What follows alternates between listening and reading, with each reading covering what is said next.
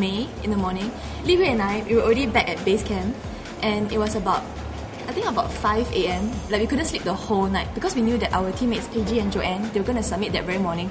So two of us, together with Yi Hui and Kim Boon, we were camped out by the radio, the base station, and we were just like listening. So every time something came through, we were like, what was that? You know, we were like so in tune with the radio. And finally, when Joanne called in and then Paige called in, we were so ecstatic. We were like banging pots. We were literally banging pots and pans outside the tent. And then two of us, we hugged each other and then we cried. I mean, it was this great joy, you know, to know that our teammates have made it as well. Well, it was fantastic. That was really a highlight of the trip for me.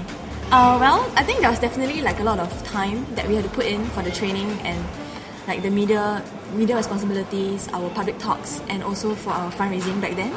Yeah, but now that we have come back, I think quite a bit of that will taper down. So we have more time basically to focus on our public talks, which we'll be giving, you know, as soon as we can. In fact, we have some lined up already.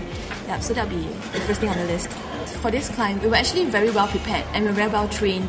So to be frank, there was not a point of time where we were thinking, oh no, we're not going to make it. Because I think for the whole climb, you know, right from base camp, I mean, even right from Singapore, we were already planning our schedule, you know, right down to like which day we're going to climb. And then back in base camp, Kim Boon at base camp, he will like monitor like the daily weather situation. So we had very up-to-date information when we were climbing. So there was actually no point of time in which we were, you know, like questioning like, okay, is this going to happen? Like, what's going to happen? So I think at every point in time, we were always in control of the situation, which I suppose is pretty rare for a huge mountain like Everest. But I think that probably explains why we were so successful and why we came back with, you know, all fingers and toes.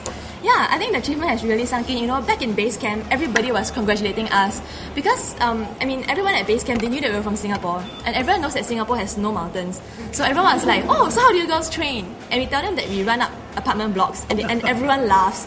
Yeah, because it's very strange, because like people from other countries, they can climb mountains and they can ski and they can train like that, but we have to improvise with our resources.